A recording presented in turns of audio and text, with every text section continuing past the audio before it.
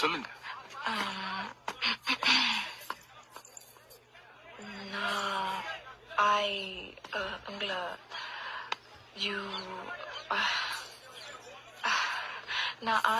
என்ன spoken English கிளாஸ்ல இருந்து வரீங்களா? இல்ல, உங்களை நான் கல்யாணம் பண்ணிக்கலாமா? எப்ப வந்துச்சு இந்த ஐடியா? இன்னைக்கு காலையில 8:40. 8:40 என்னாச்சு? என் ஃப்ரெண்டோட ரிசப்ஷன். எங்க காலேஜ்லயே அழகான பொண்ணு. அவ கல்யாணம் பண்ணிக்க போறவன் நல்லாவே இல்ல. ஏன்னு அவளை கேட்டேன்.